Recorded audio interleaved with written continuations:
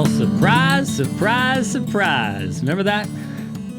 Gomer Pyle. Surprise, surprise, surprise. I miss him. He was a great singer.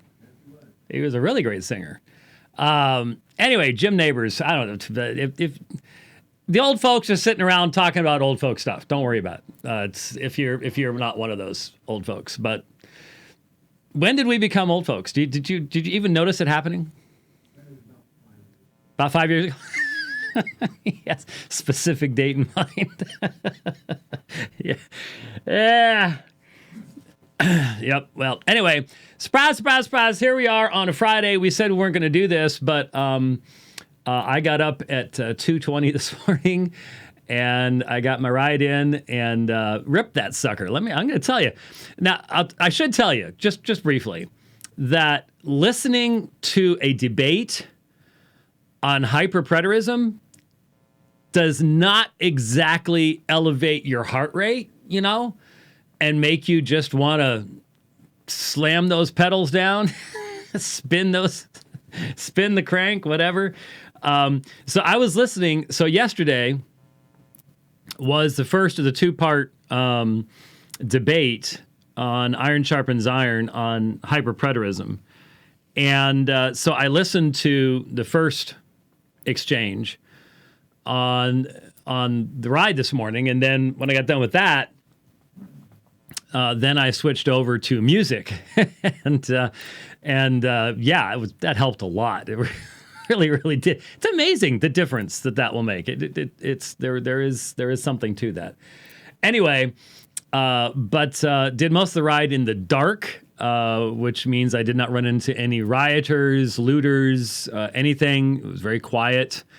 I saw a couple cats out and about. That was pretty much about it. When I went through the underpasses on the canal, I woke up the homeless people who have turned that into a hotel down there. But other than that, there you go. And so I looked at the clock and I'm like, "So are you going in this morning?" "Well, for a while." And it's like, "All right, let's just do a 1 hour program. We'll get it done and make some advancements and do something beneficial."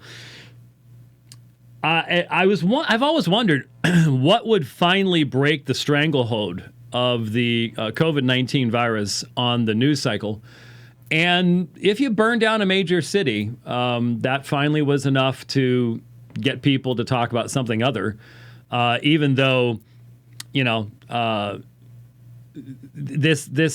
when historians look back on video and pictures of this experience, they are going to be going, how odd that they're all wearing face masks. Now, because when looters loot stores, they've always practiced proper social distancing.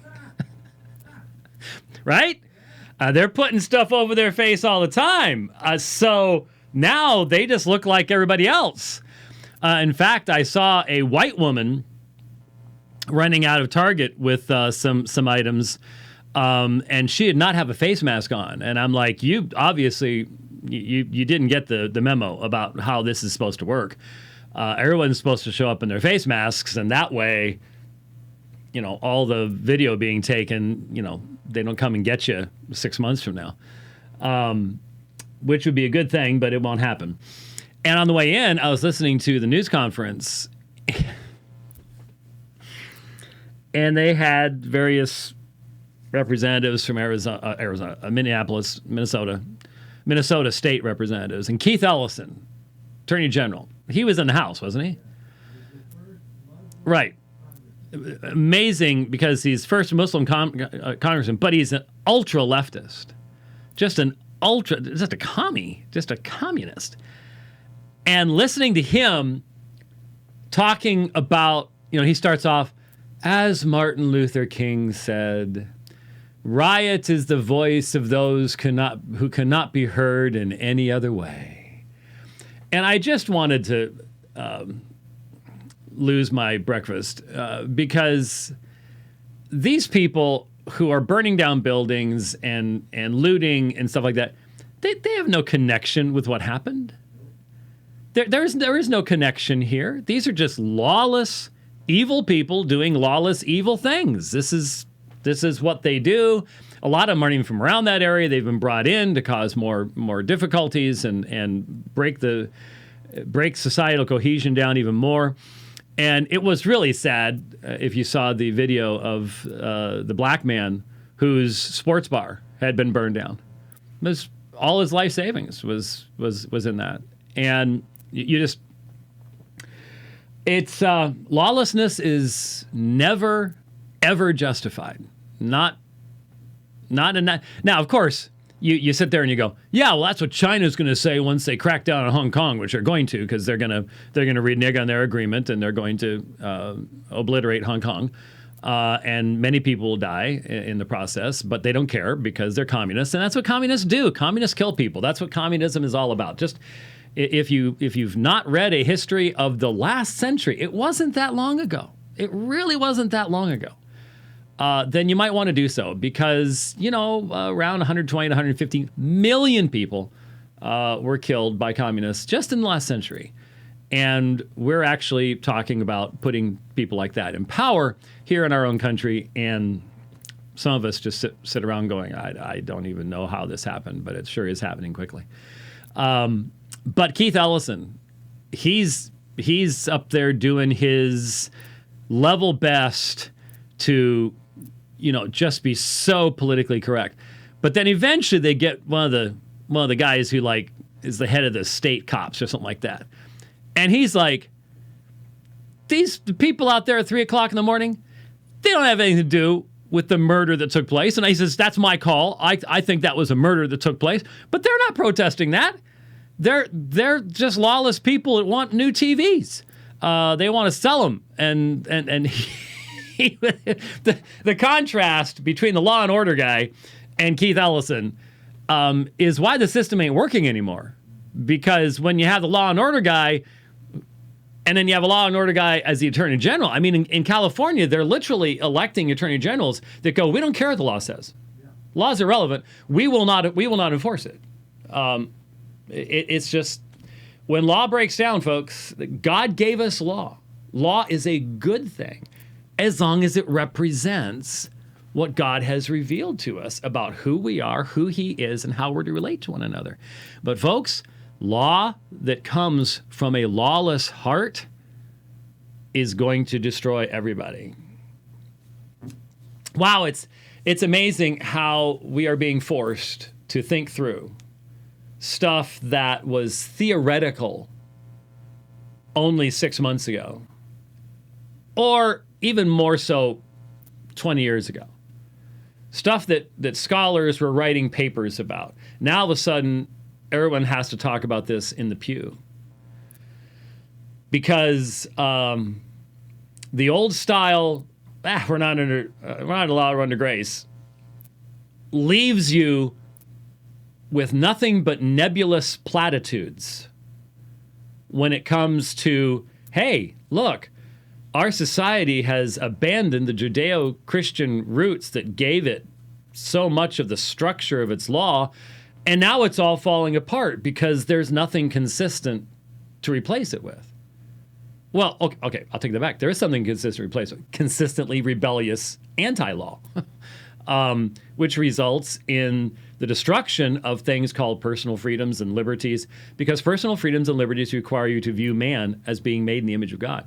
If man is nothing but a highly evolved creature, liberty, freedom has no meaning. Has no meaning. We're slowly discovering this, yeah, probably a little late on that level, but all of us need to be the ones proclaiming to all around us, there is a better way. There is a better way. And so obviously I would imagine 2 weeks from now, things are going to be rather peaceful in Minneapolis. And the left will go back to hawking, we're all about to die of COVID-19 again, until the next thing happens. But each time, there's been a chipping away at, a subversion of the very thin layer of commonality that holds this civilization, this culture together. And when it comes apart, I am not a prophet nor a son of a prophet. I'm not going to tell you what's going to happen, but it's going to be. Yes, sir. The thing that struck me about what I saw this morning on the news, all of those burned out buildings. When we think about the what was it, the Safeway at, was it Glen? Yeah. At Northern and 35th. No, right. You drive by there every day. It's still. And it's just blight. Yeah, it just sits there. And what has happened to this neighborhood now? It's going to stay the same. Is it's going to stay that way, and all these people are now going to live in the middle of even more blight. Yep. And the self-destruction, the deconstruction. Calling that protest, it's actually self-destruction. Yeah, it really is. These are all, as they said on the news I was watching, all self-inflicted wounds. Very, very self-inflicted. You punish yourself because of what you saw somebody else do. Did you see, I saw it on Twitter. Oh, man, I wish I could find that. Did I retweet that? No, I don't think I did. And then the one thing about social media is if you want to find something again. Oh, forget it, especially on that. Every time you hit refresh, who knows what's going to come up there. I got to help you get on Parler. Because, like I said, it simply would. It had the CAPTCHA thing. Mm-hmm. Filled in the CAPTCHA thing. Hit it. Gave you a new CAPTCHA thing. And then would send the code to the phone. But there was no place to put the code. It just went into a loop. And there are other people who said, yep, happened to me too. Well, see, I was using an Android, so it was working. You were fine. using what? An Android. It could be they have problems with iPhones. It's possible. I mean, it wouldn't be the first time something like that happened. But there was I'm getting closer. Oh, did you see this picture? Oh, my goodness. My daughter posted this picture. If you go to @SummerRights, SUMMR Rights, she posted a picture. It's a tweet from Corey A. DeAngelis. A glance at what some schools might look like after reopening in Arizona. Did you see this? Here. Oh, I'm looking. Oh, my word. Look at that. Look at that. Oh, my goodness. I was like, you've got to be kidding me. I mean, literally, the radical homeschoolers have taken over. We got to move it over to your main screen so I can show that. That's all right. Yeah, crazy. let me do. Blow that full screen. That picture. There. That's as big as I can get. All right. Let me see if I can zoom in on it a little bit. That's as big as I can get. Yeah, because that's just crazy. I'm just like, you're actually gonna send your kids right there. Yeah, check that out, guys. There's the future. There's the classroom of the future in your public schools. In all of our Twilight Zone memories, we never saw that one. No. The poor little munchkins who are the least likely to be affected by any of this. But hey, panic is panic, and you literally think the kids are going to learn something, and they're going to sit there with face masks on. Yeah. Oh, yeah. No, that's not going to happen. And the only reason you'd be doing this, obviously, is to teach them submission to Big Brother. If that is a submission, I don't know what is. If that's not submission to Big Brother, I don't know what is. But and of course, everyone in the picture, the two people in the picture, are dutifully hiding behind face masks. So yeah, there you go. That I was like, no, seriously. Anyways, what I was trying to find, scroll through here, is early this morning. One of my friends posted. Just Summer also posted this. Did you hear the report that the cop and the guy he killed worked at the same place last year? I'm wondering about that. I heard it. Yep. I heard it, but I'm there's, we've seen so much flying around. Maya Santa Maria was interviewed, and she runs a rather large restaurant type thing, nightclub, and used both of them as security, one inside, one outside. Now, they didn't know if they knew each other because but they were working at the same place for quite some time. I can't imagine they would not have known each other. Something's really broken here. In that, there's something's going to come out of this.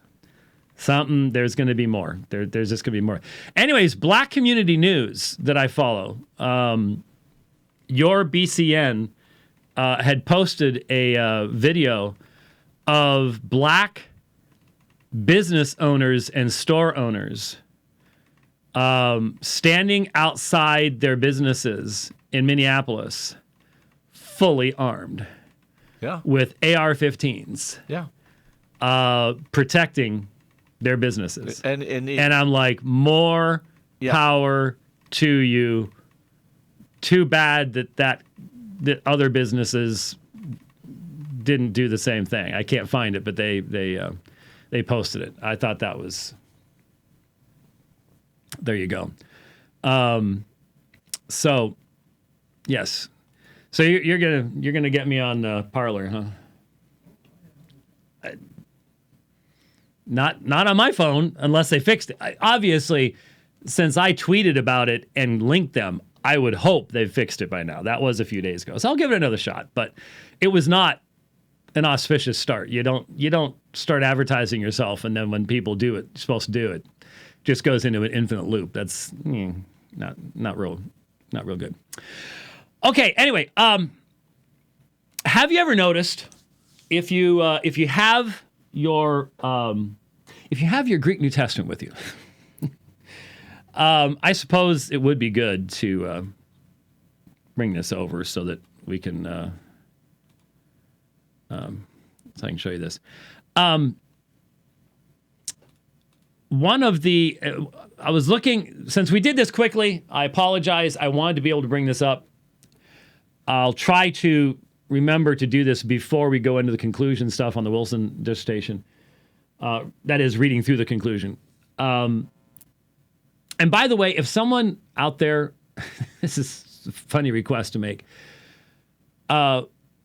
One of the, sometimes when I work through a text or something like that, I can't remember whether I'm remembering my working through it or actually presenting it on the dividing line. So sometimes I've done work and then never presented it, which is a waste of time, obviously. Did I discuss Athanasius's writings about foreknowledge? Or at least the assertions that Wilson makes about Athanasius and foreknowledge? Maybe Chris would know, because Chris has been writing the articles and stuff, so maybe he's been keeping up with what I've covered. Because I have a whole section in my notes, and it's from the conclusion, so I'd be hitting it early on. But did I already talk about that? Did I already go back through and read? Because I pulled a bunch of Athanasius into the text to read it, and I just don't remember doing it on the program. I might have. And it's harder to go back and find that kind of stuff than you might think that it is. Someday computers will be able to do the voice to text thing so well. Because see, text to voice works really well. I mean, I use that constantly. Voice to text, not so much. At least not a couple years ago when I tried it. Maybe it's getting better. But, Rich, can you imagine how useful it would be if we had a program that did voice to text, trained it on my voice, and then had searchable transcripts of the dividing lines? Yeah, that would be really, really awesome. And you're sitting there going, man, that would be huge. Actually, in comparison to the video and audio files, it wouldn't be. It would be tiny. But 1984? Oh, what the government would do with that? Well, it's already out there. There's no hiding from that, especially the way we do things.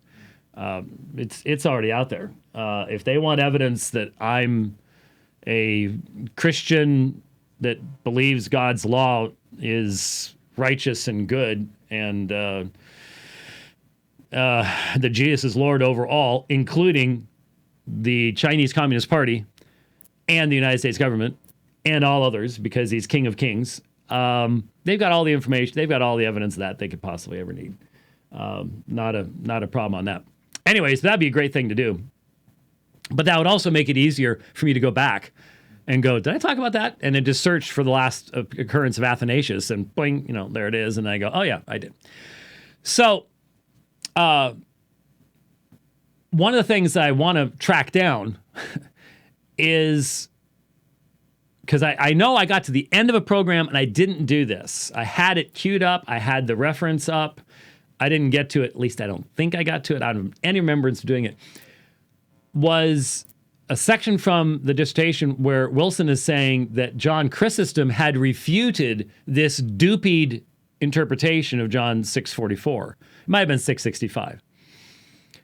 And I was trying to grab it real quick before we got started, and I wasn't able to do so. I apologize. I'll try to get to it for next week. But that did get me thinking about the relationship of John 6:44 and John 6:65. And what's important, I think, for all of us, whether you have interest in the provisionists or anybody who has argumentation against Reformed theology, we know how important John 6 is. We have worked through it.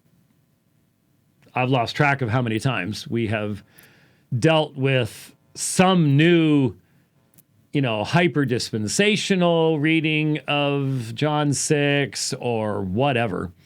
We've spent a lot of time on this kind of stuff. And one thing I assume everyone is aware of, but want to make sure we're aware of, is how John 6:65, being a restatement of John 6:44, helps us to establish a consistent, and I really think unquestionable, exegetical conclusion as to what is being said in the text. We've walked through it before. I'm not going to do it again, but we have a flow of the text that takes us from verse 37 through verse 39, emphasis upon the sovereignty of God. Verse 40 is the result of that in time. That is the result of God's work in man, is that we are looking to Christ, we're believing in Christ. Then you have the grumbling of the Jews through verse 43. And then in verse 44, we all know the text. No one is able to come to me unless the Father, the one who sent me, draws him, and I will draw him, same him, I will raise him up on the last day, or in the last day. And the reality is that I think a lot of my Reformed brothers who are maybe younger in holding this particular position, it's always important to remember that any quote-unquote proof text we use is probably going to be even stronger in its testimony when you know the text in its context. This is especially true in John chapter 6, because 6:44 does not just sit there, stand on its own. And when you see its relationship to the next verse, this greatly enhances our argumentation. Because when we talk about no one can come to me unless the Father sent me, draws him, and we emphasize the power of the Father to draw to the Son, what we need to see is that verse 45 then expands that definition and helps us to understand with greater clarity. So, verse 45, it is written in the prophets, and then you have the quotation, they shall all be taught of God. Everyone who has heard and learned from the Father comes to me. So, comes to me is a concept that was already mentioned all the way back up in verse 37. All the Father gives me will come to me. So, God's teaching, they shall all be taught of God. The passive actions of hearing and learning from the Father, these are all expansions and explanations of how the drawing of the Father works. No one has the ability in and of themselves to come to Christ unless the Father draws him. Well, how does the Father draw him? Well, verse 45 tells us there is teaching, there is hearing, there is learning. And mankind is so focused upon defending our, how would I describe it? Our autonomy and our abilities and our powers, that when we hear this, we take everyone who has heard and learned from the Father comes to me, and we endow hearing and learning with autonomous capabilities, rather than recognizing these are passive things. People are taught by God. They hear. When I hear something, I'm not, I suppose I could hear myself talking, but in this context, everyone who has heard from the Father, you didn't produce that revelation. And yet mankind will go, yeah, but I had to hear. And of course, in John, we know hearing, seeing, these are words that John uses regularly. Remember John chapter 9?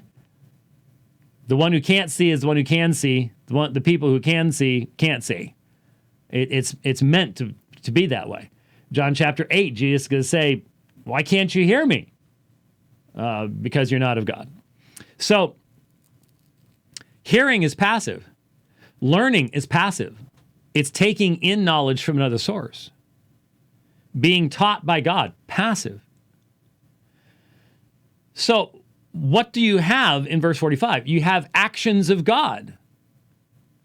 God teaches, God speaks, He reveals knowledge, and we simply hear and learn. And everyone who has heard and learned from the Father comes to me. So this is descriptive. We often ask questions. What does regeneration involve? What does it look like? We want real specific scientific answers, So does the soul weigh a little bit more after regeneration? We want to get out our scales and our microscopes and stuff like that and be all scientific about it. But here you do have something that helps us to understand when it says the Father who sent me draws him. What's that drawing going to include? Well, we know that drawing is going to have certain results. And in this passage, they are infallible results. Everyone who's taught by God, everyone who's heard and learned from the Father comes to me. So this is a very specific, this isn't some general revelation. I mean, couldn't you argue on one level? Couldn't you say, well, everyone has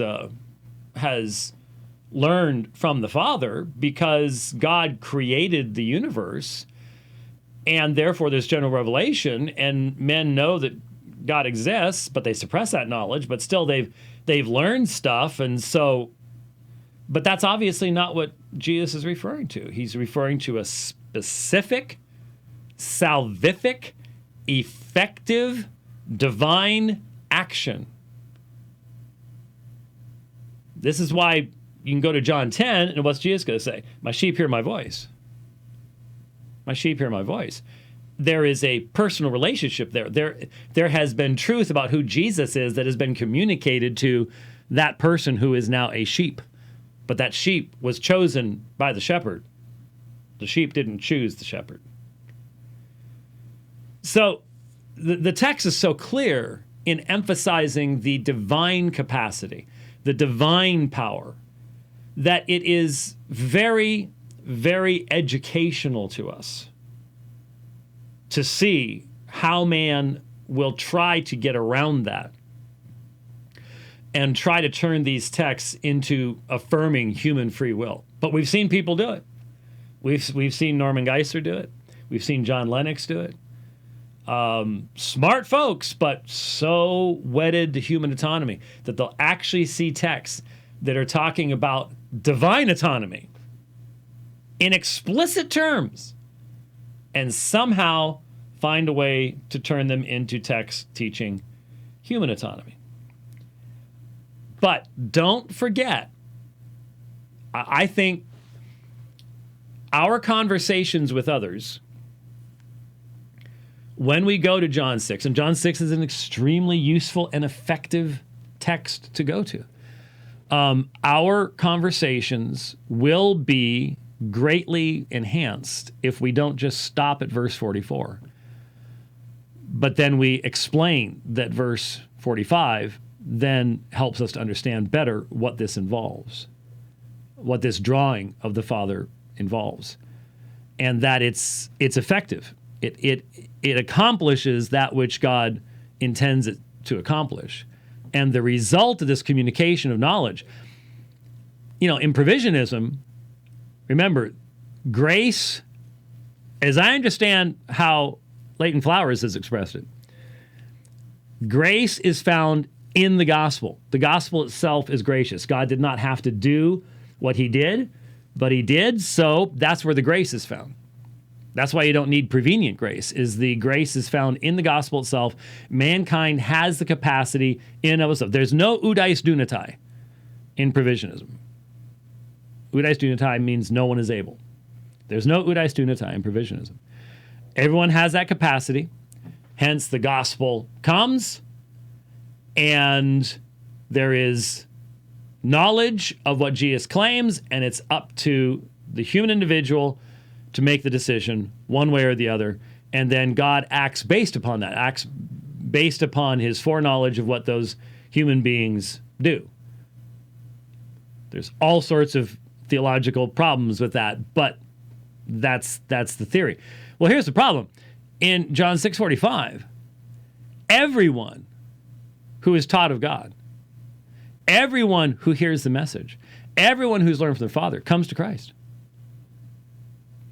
So, again, you're either a universalist or you're Reformed, because this communication of knowledge is effective. There is no one to whom the Father has revealed this knowledge that does not come to Christ. So the only two logical results from that is you either need to recognize the existence of the elect or you become a universalist. The autonomous choice just simply isn't there. It doesn't fit. So memorize verse 45 along with verse 44. Very, very important. But then, and this is what caused me to start thinking about all this, in a number of the references in the dissertation, you would have, if it was a direct reference John 6:65, there'd be a comparison to 6:44, or vice versa, or they both be cited together. And that's because they say so much of the same thing, but 65 is a summary statement later on, after the discussion of eating the flesh and drinking the blood, which is not a separate discussion. This is the other thing. If, for example, you have Roman Catholic relatives, friends, co-workers, whatever, you're not going to be able, I don't believe you're going to be able to address in a contextual, consistent format what Jesus is talking about when he talks about eating his flesh and drinking his blood, until you see how that is related to what came before. Because what is in verses 37 and following, the high sovereignty of God, predestination, election, it's right there. That's the context of Jesus emphasizing his own centrality and what believing in him actually means, connecting it back to the Passover and the giving of the bread of life, etc., etc.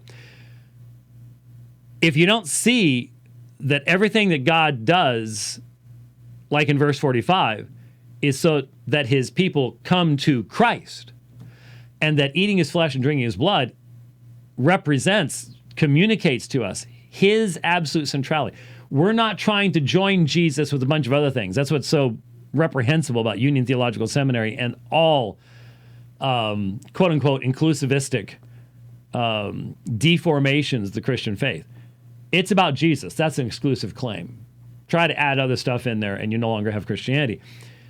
When you are continuously coming to Christ, that's what you see in the supper. Because the supper, every time you partake of the supper, you're proclaiming the Lord's death until he comes, right? Proclaim the Lord's death in what context? That this is your only hope. That only by union with him, only by his death, only by his resurrection, only by his broken body and blood, do you have any hope at all. That's what was so horrible about the syncretistic religion in Israel when they would build the high places, the Asherim, the Baals, is because so many of these people would offer the sacrifices at the tabernacle or the temple and then go to the Baals. We frequently do the same thing now, not seeing the absolutely exclusivistic nature of the message of the gospel itself.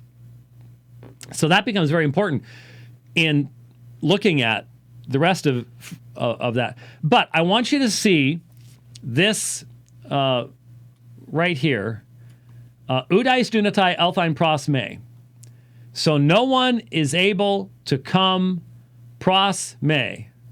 Eon, unless, so we're in the subjunctive here, no one is able to come to me unless the Father, the one who sent me, draws him. So eon me, conditional form, and so no one, dunatai, has the capacity, elthine, to come, pros me. And you may notice this little thing right here. That's just simply, there's a minor textual variant there where some manuscripts, specifically Vaticanus and a few other uncials, have a epsilon there. It changes. This is just in passing. This is one of those textual variants that has no impact on meaning, which is what the vast majority of textual variants are. That's just an alternate way of writing the direct object form of the pronoun here. And so some people did. So there is an epsilon in some and not in others. That's all it is. But so many variants are exactly that. So do you see that? No one is able to come to me unless the Father who sent me draws him. Now, let's go down to the 665.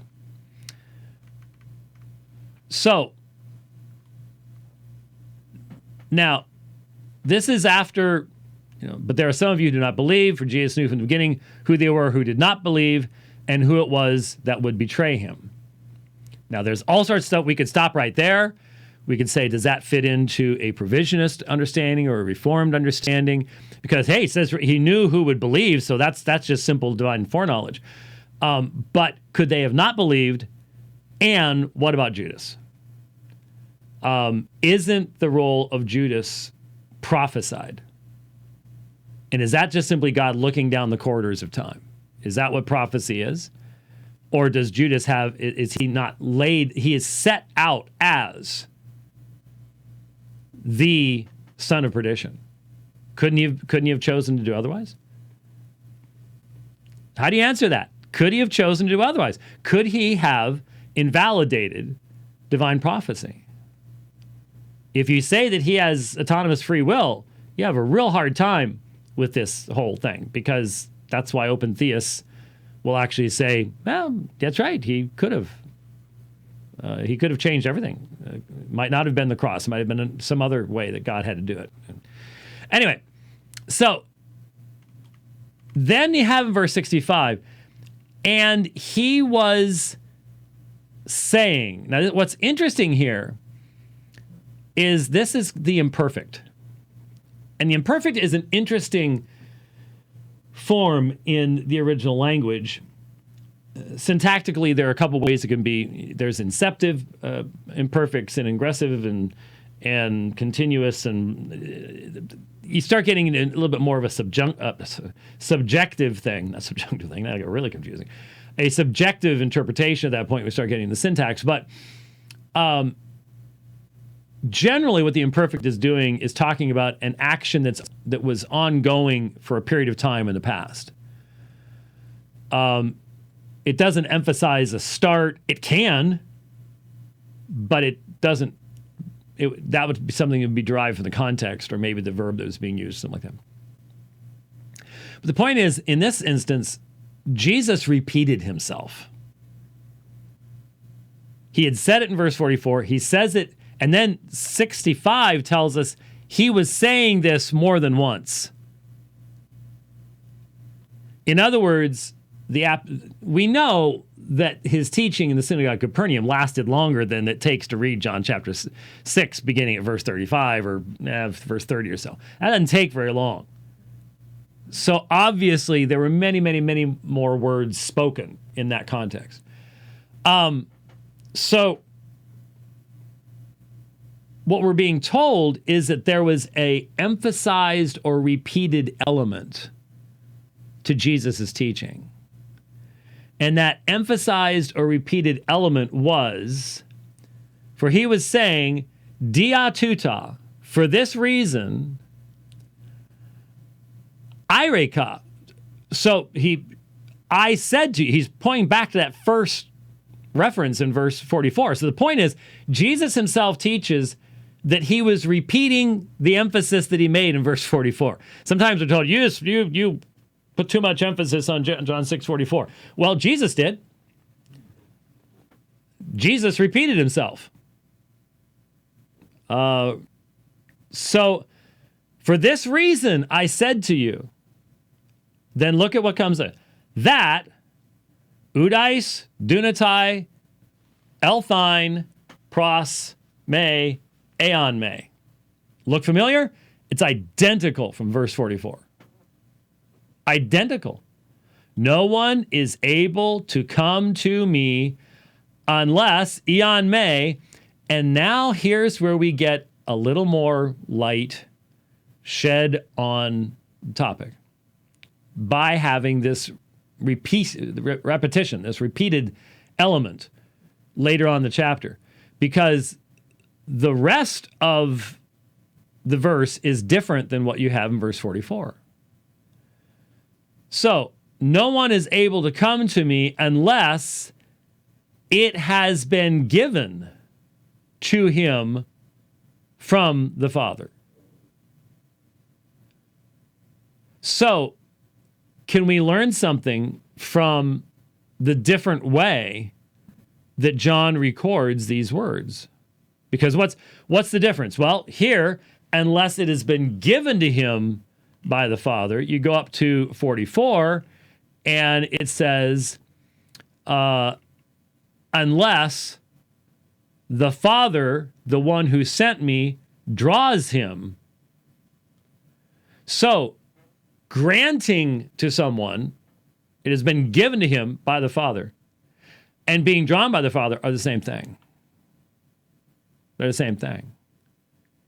So, granted to him, given to him, again, that's a divine act. It's a divine act. And yet, so many would try to tell us that that is a provisional act. That is an attempt on God's part. God is attempting to do something. So drawing in the synergistic concept is an attempt on God's part. He's trying to make something happen. He wants something to happen, but he can't necessarily accomplish it in and of himself. Or it's his purpose to simply make it, to provide it, provisionism, and then it's up to man. Right? So how do you understand that in light of the fact that 644 and 665 are meant to explicate each other? 665 adds the information that to be drawn by the Father, according to verse 44, if you're drawn by the Father, you'll be raised up on the last day by the Son. According to 665, you can't come to the Son unless it has been granted to you by the Father. If it's granted you by the Father, then you'll be given to the Son, and the Son will not lose you. The Father will draw you to the Son will raise you up on the last day. That's called election and predestination. That is personal. That's not some nameless, faceless group. This is the clear, consistent, I'm using the exact same exegetical methodology in looking at this that I use when looking at James chapter 2, which we did just last week, that I use in defending the deity of Christ in Colossians 1 and 2, that I use to defend the resurrection, that I use in responding to Bart Ehrman's claims that John has Jesus crucified on a different day. We're using the same exegetical methodology, which is why when we play the Radio Free Geneva theme, one of the sections in there is when I asked Leighton Flowers during our debate, are you using the same exegetical methodology to come to that conclusion that we would utilize in other texts of Scripture regarding the resurrection or things like that? Well, no. That's the end of the debate. When you say, well, no, Rich is... I don't think I've used one of these in forever. He just found one of these. He's going like this. Another. I surrender. It's done. That's right. That's how you do it in the debate. Is the other guy goes, so are you using a different way of interpreting Scripture now than you'd use anywhere else? And if you go, well, yeah. Okay, so do we have refreshments ready? Yeah, that's right. Yep, that's right. And so seeing these things, seeing the parallel language, following the context, all this stuff, it's just simply how you deal with the text of Scripture all the way through. And when you do that in John 6, you see that the Father is the one who draws based upon having that and that's to be understood as it has been granted to that person.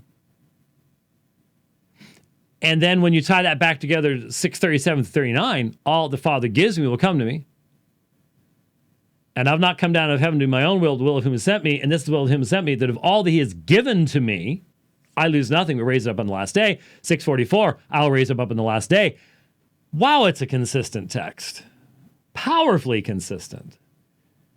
And that's why when you listen to people trying to come up with a way around it, sometimes it's just painful. It is painful for me to listen to a brother who, if we were 2 chapters later, if we were literally only a couple dozen verses later, in John chapter 8. And we're getting toward the end, the climax of John chapter 8, and the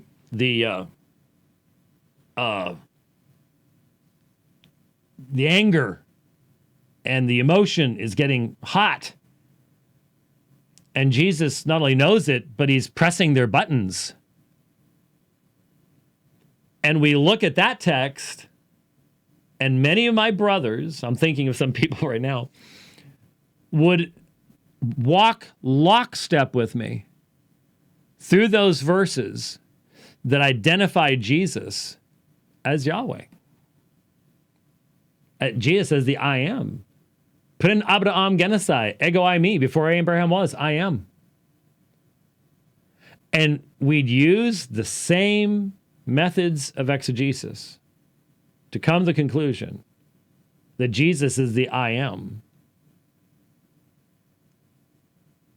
But then when you apply the exact same methodology to John 6, all of a sudden things change. That's how strong tradition can be. That's how strong a commitment to some kind of human autonomy can be. That you can see it right there. The words are the same. It's consistent all the way through, but just simply refuse to see it. So I was just thinking about this because I said earlier, I wish I had been able to pull that up. I thought I had pulled that quote out. You know, sometimes you go, yeah, I'll pull it out and I'll deal with it here. Oh, wait a minute. Oh, I can search. Oh. Well, I didn't pull it out. That's pretty neat. Isn't it fun how sometimes you'll find a feature that you didn't have? In this, I'm using a program called Ulysses. And Ulysses is a cloud-based word processor. So when I write stuff on my phone or at home, whatever, it just automatically updates, and so I've got it wherever. And so I have a Wilson stuff folder in Ulysses, and that's where I'm putting all this stuff. And you can just do a search, and it'll search all your cloud-based stuff and just pull it up for you. But unfortunately, there's nothing about... Yeah, see, I just put in Athanasius. Athanasius popped up, so bummer. But I wish I wish I had the reference. I had it queued up for a couple days, and I just kept forgetting to do it. Where Chrysostom tries to deal with John 6:44 in a synergistic fashion, and just doesn't even come close to providing a meaningful refutation at all. Now, did any of you catch that in all that conversation that I just provided, I never talked about emanations? I didn't talk about sparks of light. I made no reference to the fact that I had breakfast on the way in, and therefore I am, as one of the elect, providing salvation for the light particles that were in the food that I ate, that will now be freed to go up to the Milky Way, and then from the Milky Way to the moon, and from the moon to the sun, and from the sun back to the realm of light. Because we all know that I am, in fact, a Manichaean. Yes, yes. Yes, oh, of course. But, well, it's right here. And the greatest dissertation ever written from Oxford. And everyone at Oxford tells me that, too. It's just, we've never seen anything like this. Well, actually, they haven't never seen anything like it. But that's for another reason. So, did you not catch where in all that discussion of imperfects and subjunctives and parallel phraseology and everything else that we were just doing in John chapter 6, that in fact that was all dependent upon a worldview where there is no personal revelatory God. And where, well, okay, some of you are automatically going, but wait a minute. You're married with kids. You're not one of the elect. Well, yeah. That is a problem. You get my point? There was nothing in what I spent half an hour or more talking with you about from John chapter 6 that requires any element, any connection, any influence by anything related to Manichaeism or Gnosticism, Valentinian or Sethian, not to Porphyry or Plotinus, in any of the Neoplatonic schools. I didn't have to quote anything from the Dead Sea Scrolls, and there were no Stoics to be found anywhere. And that's because the real issue about the freedom of God and salvation is first and foremost a biblical one. And I don't believe that the provisionist side can provide any meaningful refutation of the exegesis that we just offered. And so I see this entire feint on the part of the provisionist as a means of getting us off into the weeds. And I'm certainly, hey, I brought my weed whacker, and so we can just cut the weeds down and expose what's going on in there. But I mentioned yesterday, and I'll just be brief on this. You know, when I play that one clip, the context of it is Leighton Flowers saying, well, in light of what you said, well, what he's been saying is about what the early church allegedly said. But then Leighton's immediate application is their interpretation of these texts is untenable and indefensible. So the early church becomes the lens through which the New Testament is to be read. That's interesting. We deal with a lot of folks like that. They just generally don't call themselves Baptists of any stripe whatsoever, because they're generally not. So the whole idea that, well, if you're a Calvinist, you're just a Manichaean anyways, is clearly just an attempt to get around the fact that when it comes down to the nitty-gritty examination of the text, we saw how that worked out in 2015. We've seen how that's worked out a number of times since then as we've looked at Romans chapter 8, and provided extensive answers and refutations to provisionist scholars. And what do we keep seeing? Oh, they'll quote sources, but they won't deal with those sources in a meaningful fashion. The quotations will be highly problematic. I'm not just talking about Wilson at that point. There are other people in the southwestern region of the United States that have that issue as well. So there you go. A surprise dividing line today, looking primarily at John chapter 6 and then making application. And so on, whenever we do the program again. I was going to say maybe. When we do the program again next week, we will. We're making progress, and we're gonna get all this done, and someday you're gonna look back at this and go, I'm glad I stuck it out. You really are. But have a wonderful Lord's Day this weekend. I'm looking forward to seeing some of my grand munchkins, not just on Sunday, but looks like we're going to be getting to steal some of them for the weekend ourselves, and so I'm looking forward to that. That's going to be a whole lot of fun. Who knows? I may even make some chicken fingers while I'm at it. Some of you saw those; they looked pretty good, didn't they? And they were good. They were. You expect some brought in here? Okay. All right. Thanks for watching the program today. We'll see you next time on the Dividing Line. God bless.